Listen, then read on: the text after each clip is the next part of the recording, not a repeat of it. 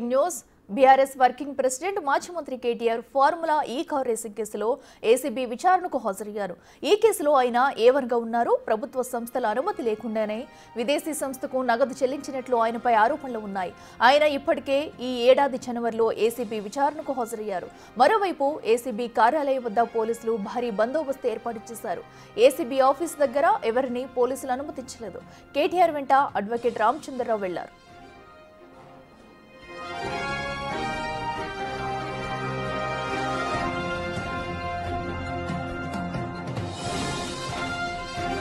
ముందుగా మే 26న హాజరు కావాలని కేటీఆర్ కు ఏసీబీ అధికారులు నోటీసులు పంపారు. ఆ సమయంలో విదేశీ పర్యటనలో ఉండటంతో తిరిగి వచ్చాక హాజరవుతానని కేటీఆర్ సమాధానమిచ్చారు.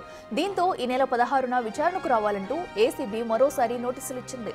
ఎన్నిసార్లు విచారణకు పిలిచినా వస్తానంటూ చెప్పుకొచ్చారాయన.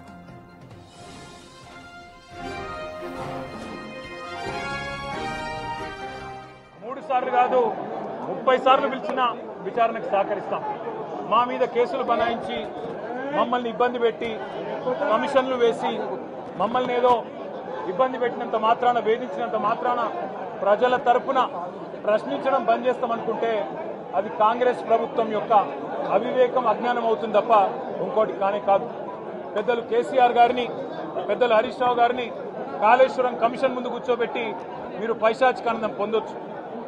ఇవాళ ఏసీబీ ముందుకి విచారణకు పిలిపించి కొంత మానసికంగా రాక్షసానందం పొందుతూ ఉండవచ్చు. అవసరమైతే అరెస్ట్ కూడా చేస్తారు కావచ్చు.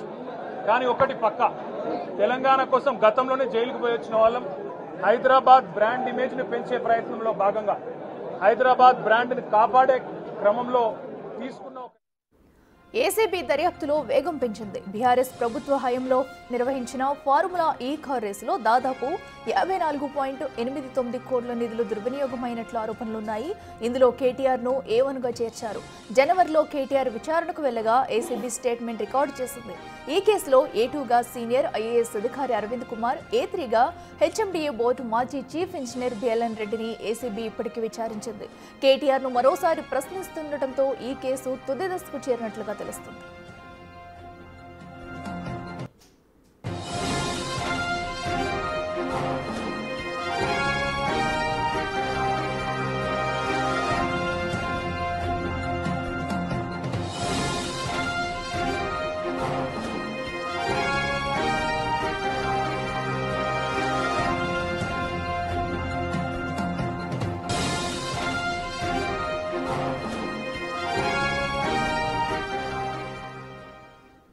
తెలంగాణ పాలిటిక్స్ లో సంచలనం సృష్టించిన ఫార్ములా ఈ కార్ రేస్ కేసు విచారణ చివరకు దశకు వచ్చేసింది. అయితే ఎంక్వైరీలో భాగంగా ఏసీబీ ఎదుట విచారణకు హాజరయ్యారు BRS working president KTR.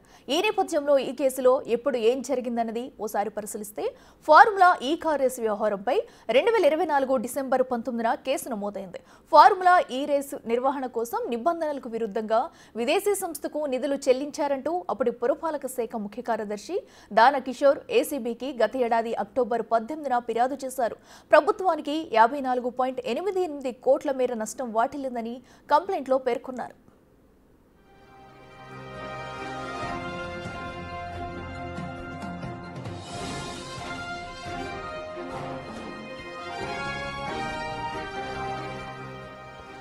KTR మంత్రిగా ఉన్న సమయంలో ఈ వ్యవహారం చోటు చేసుకోవడంతో కేసు నమోదుకు తెలంగాణ ప్రభుత్వం గవర్నర్ అనుమతి కోరింది. గవర్నర్ ఆమోదించడంతో ACB central investigation unit case నమోదు చేసింది. ఫార్ములా ఈ ఆపరేషన్ సంస్థ S next gen private limited, Telangana పురపాలక శాఖ మధ్య ఈ కార్ రేసుల కోసం 2022 అక్టోబర్ 25న త్రైపాక్షిక ఒప్పందం జరిగింది.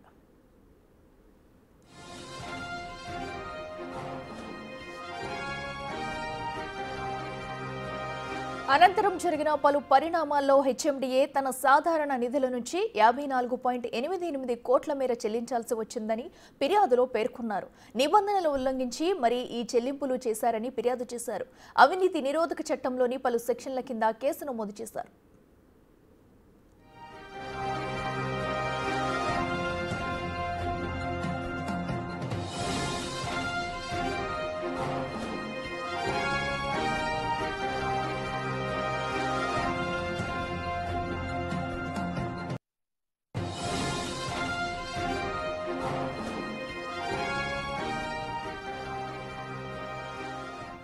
ఇక ఫార్ములా ఈ కార్ రేసులో ఏవన్గా ఉన్న మాజీ మంత్రి కేటీఆర్ అయితే ఏసీబీ విచారణకు హాజరయ్యారు. కొద్దిసేపటి క్రితమే ఆయన అయితే విచారణకు హాజరయ్యారు. అయితే ఈ నేపథ్యంలో కూడా విచారణకు హాజరయ్యే ముందు అటు కేసీఆర్ను కలిసి అనంతరం ఏసీబీ అధికారుల ముందు అడ్వకేట్తో కలిసి కేటీఆర్ అయితే విచారణకు హాజరయ్యారు. అయితే ఈ రోజు విచారణలో ఎలాంటి ప్రశ్నలు సంధిస్తారు, ఇప్పటికైనా ఈ కేసు ఈ రోజు విచారణ అనంతరం తుది దశకు వచ్చే ఛాన్సెస్ అయితే ఎక్కువగా కనిపిస్తున్నాయి. అయితే ఇప్పటికీ ఈ కేసులో ఏ త్రూగా ఉన్న నిందితులను కూడా విచారించింది ఏసీబీ కోర్టు. అయితే ఇప్పటికే ఒక్కసారి విచారణ జరిపిన కేటీఆర్ ను మరోసారి విచారించేందుకు గత నెలలోనే నోటీసులు పంపగా ఆయన విదేశాల్లో ఉండటంతో కూడా ఈ రోజు అయితే విచారణకు హాజరయ్యారు కేటీఆర్. మరి ఈ రోజు కేటీఆర్ ఎలాంటి ఆన్సర్స్ ఇస్తున్నారు, ఈ రోజు తుది దశకు ఈ కేసు చేరుకుంటుందా లేదా అనేది కూడా ఉత్కంఠంగా మారింది. మరో పక్కనైతే ఏసీబీ కోర్టు ముందు కూడా పోలీసులు అయితే భారీ భద్రత ఏర్పాటు చేశారు. మరో పక్కన కేటీఆర్ అయితే విచారణకు వెళ్లే ముందు కొన్ని వ్యాఖ్యలు చేశారు. అటు కాంగ్రెస్ చేస్తున్న అక్రమాలన్నీ కూడా దుర్వినియోగం చేస్తామంటూ కాంగ్రెస్ అడ్డగోలుగా ఇలాంటి పనులకు పాల్పడుతుందంటూ ఎన్నిసార్లు విచారణకు పిలిచినా విచారణకు వచ్చేందుకు నేను సిద్ధంగా ఉన్నాను, మహా అయితే ఏం చేస్తారు, అరెస్ట్ చేస్తారంటూ కూడా కేటీఆర్ చేసిన వ్యాఖ్యలు అయితే ఇప్పుడు తీవ్ర చర్చనీయాంశంగా మారాయని చెప్పుకోవాలి. ఎందుకంటే ఫార్ములా ఈ కార్ రేస్ కేసు అప్పుడు గత ప్రభుత్వ హయాంలో నిర్వహించింది. అయితే దీనిలో కూడా అక్రమ లావాదేవీలు జరిగాయంటూ ప్రభుత్వానికి భారీగా నష్టం వాటిల్లిందంటూ దాన కిషోర్ అయితే కంప్లైంట్ చేశారు. ఈ కంప్లైంట్ మేరకు అటు గవర్నర్ ఆమోదం తీసుకుని ఈ ఫార్ములా ఈ కార్ రేస్ కేసుపై కూడా కేసు నమోదు చేయడం జరిగింది ఏసీబీ. అప్పటి నుంచి కూడా దీనిపై విచారణ జరుపుతూ వస్తుంది. అసలు డబ్బంతా కూడా ఎక్కడి నుంచి ఎక్కడికి తరలించారు, దీనివల్ల ఎంత నష్టం మేర వాటిల్లింది, ఎవరి అకౌంట్లో తరలించారు, ఎవరు చెప్తే ఇదంతా చేశారు అనే కోణంలో ప్రతిదీ కూడా క్షుణ్ణంగా పరిశీలిస్తూ విచారణ జరుపుతుంది ఏసీబీ. అయితే ఈ రోజు మరోసారి కేటీఆర్ విచారణకు హాజరవడంతో ఉత్కంఠంగా మారిందని చెప్పుకోవాలి. అయితే ఇప్పటికైనా ఈ కేసు తుది దశకు చేరుకుంటుందా లేదా, కేటీఆర్ ఎలాంటి ఆన్సర్స్ ఇస్తారు, సో అటు మళ్లించిన డబ్బంతా కూడా ఎవరి అకౌంట్లోకి వెళ్ళింది, దీని ద్వారా ప్రభుత్వానికి ఎంత నష్టం వచ్చిందనేది ఈ రోజు అయితే తేలనుంది చెప్పుకోవాలి. మరి కేటీఆర్ విచారణతో ఈ రోజు ముగుస్తుందా లేదంటే ఏసీబీ అధికారులు ఈ రోజు విచారణ అనంతరం కూడా దీనిపై పరీక్షించి అన్ని క్షుణ్ణంగా పరిశీలన చేస్తున్నారు. అనంతరం మరొకసారి కేటీఆర్ కు నోటీసులు ఇచ్చి పిలిపించే అవకాశం ఉంటుందా అనేది కూడా చూడాలి.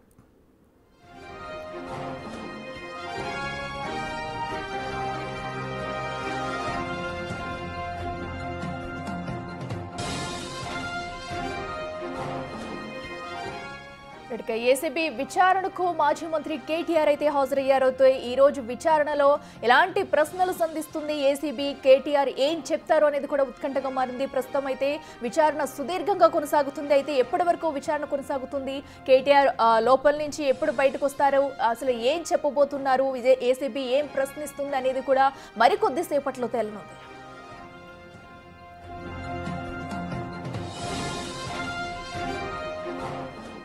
ఇదే అంశానికి సంబంధించి మరింత సమాచారం మా associate input editor Nagesh live లో అందిస్తారు. నగేష్, చెప్పండి, విచారణ సుదీర్ఘంగా కొనసాగే అవకాశం కనిపిస్తుందా ఈ రోజుతో ఈ కేసు ఒక ఫైనల్ దశకు చేరుకుంటుందనుకోవచ్చు?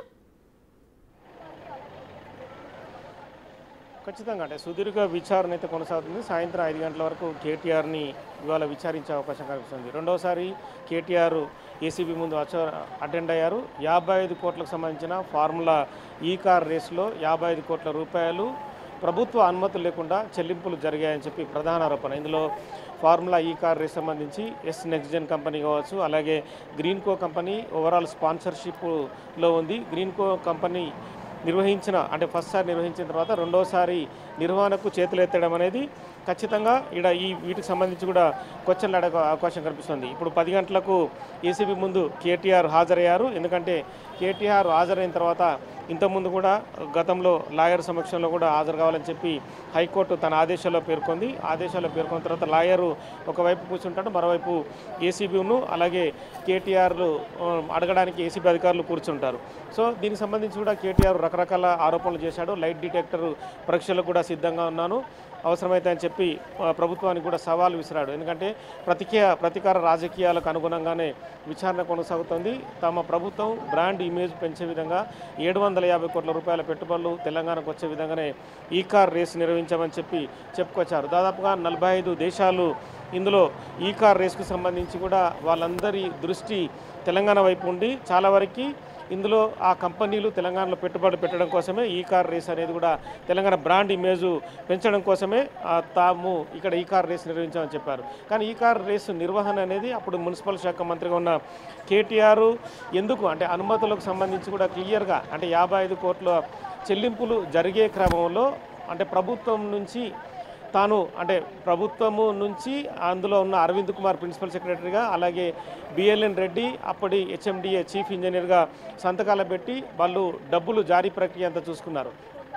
కానీ రిజర్వ్ బ్యాంక్ ఆఫ్ ఇండియా అనుమతి ఎందుకు తీసుకోవాలనేది కూడా క్లియర్గా ఇందులో తేలాల్సి ఉంది. అంటే రిజర్వ్ బ్యాంకు ఆఫ్ ఇండియా అనుమతి తీసుకోకుండా ఎందుకు ముందుకెళ్లాల్సిన అవసరం కనిపిస్తుంది. మరి ఎందుకు ఈ వ్యవహారంలో రిజర్వ్ బ్యాంకు అనుమతి ఎందుకు తీసుకోలేదు అంటే ఈ రిజర్వ్ బ్యాంకు సంబంధించి కూడా ఇప్పటికే ప్రభుత్వం దాదాపుగా 3 కోట్ల రూపాయలకు పైగా వాళ్ళు పన్ను రూపాయలు చెల్లించారు. ఇక ఎలక్టోరల్ బాండ్ రూపాయన కూడా బీఆర్ఎస్ పార్టీకి గ్రీన్కో కంపెనీ నుంచి కూడా దాదాపుగా 30 కోట్ల రూపాయలు దారి మళ్ళాయి. సో ఆ డబ్బులు ఎక్కడి నుంచి గ్రీన్కో కంపెనీకి వచ్చాయి. ఈ కార్ రేస్ సంబంధించి ఇందులో గ్రీన్కో కంపెనీ ట్రాన్స్ఫర్ చేయడంలోనే క్విడ్ ప్రోకో దాగి ఉందా అంటే ఇచ్చిపుచ్చుకోవడం అనేది ఖచ్చితంగా ఈ కేసులో ప్రధానంగా తేలాల్సిన అవసరం కనిపిస్తుంది. క్విడ్ ప్రోకో ద్వారానే ఆ కంపెనీకి ఈ కార్ రేస్ అప్పగించడం, ఈ కార్ రేస్ అప్పగించిన తర్వాత గ్రీన్కో కంపెనీ మళ్ళీ ఎలక్ట్రల్ బాండ్ ద్వారా బీఆర్ఎస్ పార్టీకి దారి మళ్లించడం. సో ఈ అంశాలపైన కూడా ఖచ్చితంగా కేటీఆర్ సమాధానాలు చెప్పాల్సిన అవసరం కనిపిస్తుంది. కానీ తదుపరి మళ్ళీ అక్టోబర్లో అంటే 2003 ఎన్నికల సమయంలో ఈ ఒప్పందానికి సంబంధించి అప్పటికి ఒకసారి నిర్వహణ జరిగింది కాబట్టి 2023 అక్టోబర్లో మళ్ళీ నిర్వహించాల్సిన ఈ కార్ రేస్ నుంచి అకస్మాత్తుగా Formula E's Next Gen company పూర్తిగా తాము నిర్వహించలేమని చెప్పి చేతులెత్తేసింది. కానీ ఎందుకు చేతులెత్తేసిందన్న అంశాన్ని కూడా ఖచ్చితంగా తేలాల్సి ఉంది. అంటే తమతో నిర్వహణ చేత కాదు, తమకు డబ్బులు సరిపోతలేవని చెప్పి రకరకాల అంశాలను చూపారు. కానీ ఒకసారి నిర్వహణ తర్వాత మళ్ళీ కూడా ఖచ్చితంగా నిర్వహించాల్సిన అవసరం అయితే ఆ కంపెనీకి ఉంటుంది. కానీ ఆ కంపెనీ మాత్రం మళ్ళీ తమ హైదరాబాద్లో నిర్వహించలేమని చెప్పుకొచ్చింది. కానీ ప్రభుత్వం మారిన తర్వాతనే నిర్వహించలేమని చెప్పి కంపెనీ చేతులెత్తేసిందా అంటే గతంలో ఒప్పందాలకు అనుగుణంగా 55 కోట్ల రూపాయలు కాకుండా ఇంకేమన్నా వేరే రకంగా డబ్బులు వాళ్ళకి ముట్టిన తర్వాత మళ్ళీ కాంగ్రెస్ పార్టీ గవర్నమెంట్ చేంజ్ అయింది. మరి ఇక్కడ ఈ గవర్నమెంట్తో తాము చేయలేమని చెప్పి వాళ్ళు చేతులు ఎత్తేశారు. సో ఇవన్నీ అంశాలు కూడా ఖచ్చితంగా ఫార్ములా రేస్ సంబంధించిన అంశాలు అయితే వెలుగులోకి రావాల్సి ఉంది. ఇప్పటికైతే మొదటిసారి విచారణకు అటెండ్ అయినప్పుడు కేటీఆర్ మాత్రం అధికారుల అనుమతితోనే తాము అంతే ఈ కారు అంటే వాళ్ళకి డబ్బులు చెల్లింపు జరిగింది. గ్రీన్కో కంపెనీ స్పాన్సర్షిప్ కూడా రకరకాల అధ్యయనాలు రకరకాలుగా అధికారులతో విచారించిన తర్వాతనే తాము ముందుకెళ్ళామని చెప్పుకొచ్చారు. కానీ గ్రీన్కో కంపెనీని హైదరాబాద్ బేస్డ్గా పనిచేస్తుంది. ఇక్కడే పెద్దమ్మ గుడి దగ్గర ఉన్న ఏదైతే మెట్రో స్టేషన్ ఉందో దాని పక్కనే గ్రీన్కో కంపెనీ తమ ఆఫీసును స్థాపించి ఇక్కడ వ్యాపార లావాదేవీలు నిర్వహిస్తుంటుంది.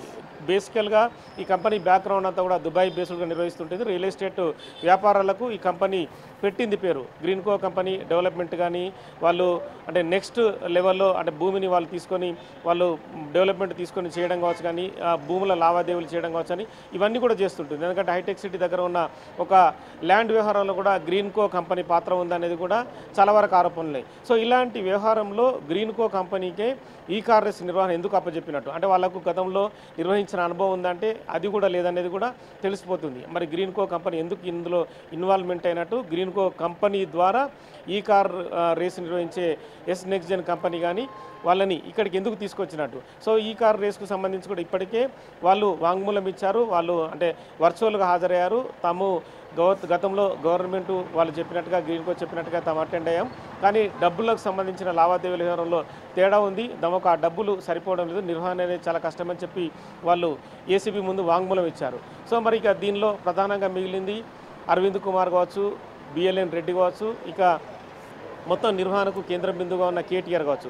కేటీఆర్ గతంలో చెప్పిన విధంగా బిఎల్ఎన్ రెడ్డి అయితే తాము ప్రభుత్వం చెప్పిన విధంగా నడుచుకుంటాం, ప్రభుత్వం ఏది చెప్తే దానికి సంబంధించి నిధుల ప్రక్రియ కొనసాగుతుంది.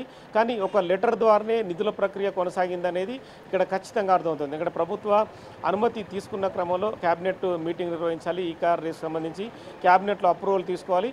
ఇవన్నీ జరగకుండా కేవలం ఒక లెటర్ ప్రాతిపాదికనే డబ్బుల చెల్లింపు జరిగింది, అది కూడా 55 కోట్ల రూపాయలు. కానీ ఇక్కడ బ్రాండ్ ఇమేజ్ పెరుగుతుంది, 750 కోట్ల రూపాయల వరకు పెట్టుబడులు వస్తాయని చెప్పుకొచ్చారు. కానీ తెలంగాణకు వచ్చింది 0 ఉద్యోగ కల్పనకు సంబంధించి కూడా గతంలో చెప్పిన విధంగా కూడా ఈ కార్ రేసు నిర్వహణ ద్వారా కూడా పెద్ద ఎత్తున ఉద్యోగాలు కానీ కంపెనీలు కానీ హైదరాబాద్కు కానీ తెలంగాణకు వచ్చిన సందర్భాలు కానీ రికార్డు పరంగా ఇక్కడ లేవు. సో ఇవన్నీ అంశాలు కూడా ఖచ్చితంగా కేటీఆర్ను ప్రశ్నించే అవకాశం కనిపిస్తుంది. కానీ కేటీఆర్ మాత్రం రాజకీయపరమైన ఆరోపణలు అయితే కొనసాగిస్తున్నారు. ఇందులో లైట్ డిటెక్టరు టెస్టులకు తాము సిద్ధమన్నారు. కక్ష సాధింపు చర్యలకు కాంగ్రెస్ గవర్నమెంట్ ముందుకెళ్తోంది. ఎందుకంటే కాళేశ్వరం కమిషన్ విచారణలో భాగంగా హరీష్ను కానీ ఇందులో కేసీఆర్ను కానీ విచారించింది. ఇదే పద్ధతిని కొనసాగిస్తుంది ప్రభుత్వము. ఖచ్చితంగా తెలంగాణలో తాము బ్రాండ్గా ఉన్నాం, తెలంగాణ బ్రాండ్ ఇమేజ్ పెంచే విధంగా కూడా కంపెనీలు తీసుకొచ్చామని చెప్పుకొచ్చారు. కానీ ఇక్కడ రాజకీయ అంశాలకు వేదిక అనేది ఆరోపణలు అనేది ఒక పక్క నుంచితే బ్రాండ్ ఇమేజ్ సంబంధించిన అంశం కావచ్చు. ఈ కార్ రేషన్ నిర్వహణ అనేది హైదరాబాదు నడిబొడ్డున సెక్రటేరియట్లో ముందు రోడ్లు వేసి 3-4 రోజుల వరకు నిర్వహణ జరిగిన క్రమంలో పెద్ద ఎత్తున అప్పుడు విమర్శలు వచ్చాయి. హైదరాబాదు దాదాపుగా ట్రాఫిక్ దిగ్బంధంలో చిక్కుకొని ఎక్కడికక్కడే రోడ్లు జామ్ అయిన పరిస్థితి. అప్పుడే ప్రజలు తీవ్ర విమర్శలు గుప్పించారు. హైదరాబాద్ నడిబొడ్డున ఈ కార్ నిర్వహణ ఏంటని చెప్పి విమర్శలు గుప్పించారు. కానీ ఆ విమర్శల్ని ప్రభుత్వం ఏవీ పట్టించుకోకుండా ఒకసారి మాత్రం నిర్వహించింది. కానీ అందులో లాభ నష్టాలని బేరీజ్ వేసుకుంటే కనుక తెలంగాణకు వచ్చిందనేది జీరోగానే అందులో తేలింది. సో ఈ క్రమంలో ఖచ్చితంగా 55 కోట్ల నిధుల మళ్లింపు వ్యవహారము, క్యాబినెట్కు సంబంధించిన అప్రూవల్స్ కానీ ఇవన్నీ లేకపోవడం, కేవలం అధికారులు లెటర్ల మీదే సంతకాలు పెట్టి కంపెనీకి డబ్బులు చెల్లించడం, వీటికి సంబంధించి మాత్రం ఖచ్చితంగా కేటీఆర్ అయితే ఆన్సర్ చెప్పాలి. మరి కేటీఆర్ కన్సర్న్లోనే జరిగిందా, కేటీఆర్ఏ తానే బాధ్యత వహిస్తాను, ఖచ్చితంగా మీరు డబ్బులు చెల్లించండి అని చెప్పి నెక్స్ట్ గవర్నమెంట్ అంటే వస్తుంది, మనదే వస్తుంది, మీరేం భయపడని చెప్పి అధికారులకు ఇచ్చిన భరోసాన. సో ఈ అంశాలన్నీ కూడా ఖచ్చితంగా ఇప్పుడు జరిగే ఏసీబీ విచారణలో తేలాల్సి అయితే ఉంది. కానీ ఇవాళ విచారణ మాత్రం అంటే కేటీఆర్ అరెస్ట్ అవుతారని చెప్పి బయట ఊహాగానాలు కానీ సోషల్ మీడియాలో రకరకాల వ్యాప్తి చెందుతున్నాయి. కానీ ఇవాళ కేటీఆర్ విచారణ అనేది ఇవాటితోనే రెండోసారి ముగుస్తుంది. కానీ మళ్ళీ క్రాస్ ఎగ్జామినేషన్ ద్వారా అరవింద్ కుమార్ని, బిఎల్ఎన్ రెడ్డిని మళ్ళీ అంటే ఇందులో ఉన్న ఈ కార్ రేస్లో ఉన్న నెక్స్ట్ జెన్ కంపెనీ కానీ ఈ కార్ రేస్ సంబంధించిన ప్రతినిధులను కానీ మళ్ళీ విచారించిన తర్వాతనే మళ్ళీ కేటీఆర్ ముందుకు వచ్చే అవకాశం కనిపిస్తుంది. కేటీఆర్ని మూడవసారి కూడా విచారణ పిలిచి వాళ్ళు చెప్పిన ఆన్సర్లు, కేటీఆర్ చెప్తున్న ఆన్సర్లు ఇవన్నీ కూడా పోల్చి చూసుకున్న తర్వాతనే తదుపరి లాస్ట్ విచారణలో భాగంగానే కేటీఆర్ నుంచి విచారణ చేపట్టిన తర్వాతనే ఇందులో ఈ కేసులో అంటే అరెస్టులు కానీ తదుపరి విచారణ క్రమం కానీ కొనసాగే అవకాశం కనిపిస్తుంది. Right Nagesh, thank you.